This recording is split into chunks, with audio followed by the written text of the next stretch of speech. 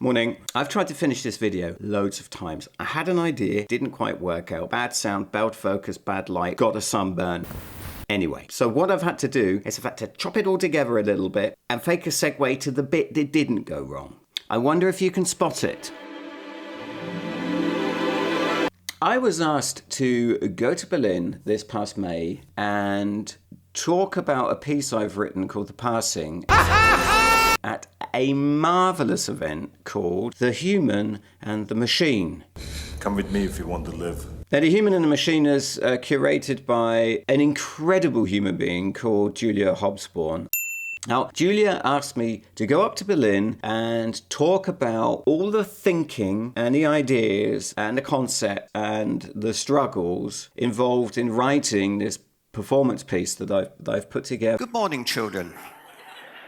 Wanted to share my thinking behind the piece instead of performing the piece with an interested audience, and it was great. I travelled up to Berlin, a fantastic location. Soho House in Berlin is quite special, a bit hipster, and it was a fantastic day. Really exceptional speakers and an incredibly interesting and interested audience. They asked. I want to ask you some questions. Questions. There were questions asked.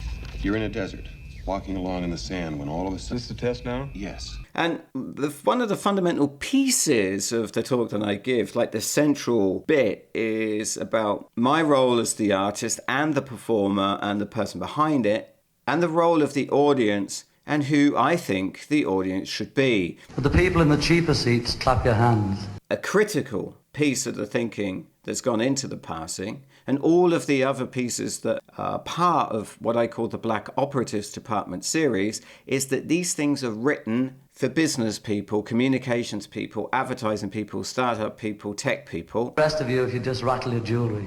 And not for what I call cultural audiences, like artists, curators, gallery goers, theatre spaces, art collectors, those kind of people. Gentlemen, let's broaden our minds.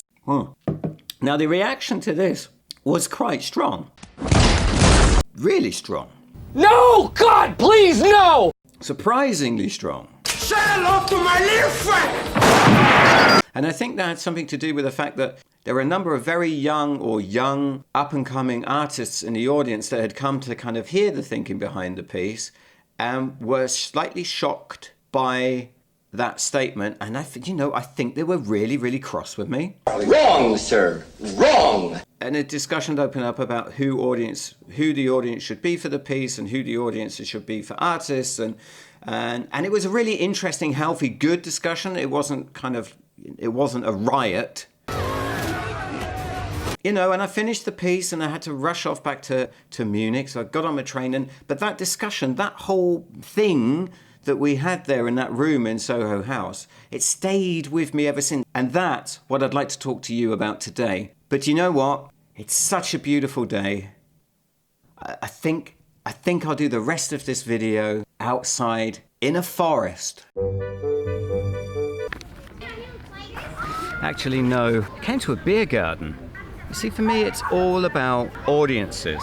The right audience, the right message, the right context at the right time. That's what all this is about. And that's the message that I left those young artists with in Berlin. So you see, the important thing for me is to understand which audiences I can reach, what change I can make, and what impact I'm going to have with the stories that I want to tell, with the performances that I want to do. You see?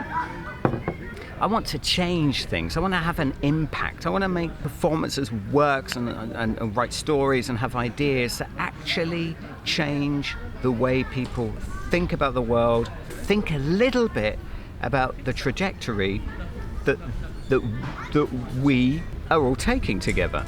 I want the truth! I want to make as many performances that reach as many people as I possibly can. Hundreds, thousands, tens of thousands, hundreds of thousands, millions. If I can dream. I don't think that I can make that happen in a gallery or in a theatre or in a performance space. Because I don't think that change happens in those places. I don't think that contemporary art has an impact on society. And I don't think we are ever again obliged to look at a plywood box or a row of bricks on the floor or a videotape of some twit from the University of Central Paranoia sticking pins in himself and think, this is the real thing. This is the necessary art of our time. This needs respect. Because it isn't, and it doesn't, and nobody cares. When I look at the world today, I see mayhem, I see chaos, I see disaster, and I see the people who are causing the mayhem, causing the chaos, and causing the madness. Like Tesla, building rockets And this is what the Black Operatives department and passing is all about. It's about, my stories touch on societies that are based on the values that you find in branding, marketing, tech investment, tech companies, startups, the kind of values that are propagated by sovereign individuals, and the greed and the nastiness that you can find in the business world today. More than anything else, the performances touch on our tech subservience and the fact that we've just given up. Welcome to the age of stupidity. Hail the rise of the idiots. That's why I perform these things at business, marketing, communication and advertising conferences, because I believe that these are the people who need to see these things, need to see these ideas. I believe that these are the people who can actually change the future, because these are the people who are f***ing up the now. Now, I should point out that I belong to that group of people too. Now, I stepped out of the circle of culture and galleries and artists All's the 7 deadly years ago. I was sucked into the naughty world of advertising and communication. You know, if we roll big. Let's do this. But that's okay, because returning to the safe harbor of my art practicing thing has given me the opportunity to fold in the experience from the commercial stuff and tell dark and disturbing stories, bundle it all up, chop it up into nice little pieces, throw it in the pan and come up with something that looks like a dystopian soup. It's like someone's pissed in my soup. They're like light-hearted mixed media nightmares. They're parables of our time, really, I suppose. And if I told them in art galleries, nobody would see them. And I need people to see them. I need the right people to see them. Which is why I've started playing around with this strange film stuff. I've got a lot planned. There are films that I'm writing or I've written or ready to go or I'm planning. Stuff about the new young and the new old, death, virtual wealth and virtual poverty, and a new breed of criminals. And they're all going to be packed into these like little strange video things that I'm doing here. Dark, disturbing stories all chopped up into little vlogs, just to be put out online so that people can see them, argue about them, interact with them, ask questions, get scared by them, and all of those things. This is the thing that I've been thinking about. This is what those artists in Berlin, in Soho House, kind of triggered in my head. If we're talking film, then we're talking YouTube. What's up, everybody? And if we're talking YouTube, welcome to my studio! Is that the right audience for the stories that I want to tell? It feels like I've come to a crossroads. In fact, this is actually a crossroad. And it feels like a decision needs to be made. You take the red pill. You stay in Wonderland. Red pill, YouTube. Gorgeous video, fantastic stats, easy to share. Everybody loves YouTube. YouTube. Blue pill. The story ends. Or the blue pill. I can't believe I'm saying this, but we're talking LinkedIn. Oh, come on! No, steady. Bear with me. 1 second. No, I know what you think about LinkedIn, and hell, I'm no fan of it. And I know it's just bursting with the hustle. I'm so convinced that the brain is this powerful. I used to be able to create a temperature. Muscle. Always BBC closing. And all that business testosterone. Empty. And everybody has a leverage LinkedIn strategy. Today I'm excited to share with you a LinkedIn strategy. I mean, if we're honest, LinkedIn is a neo-capitalist wasteland starring Oleg.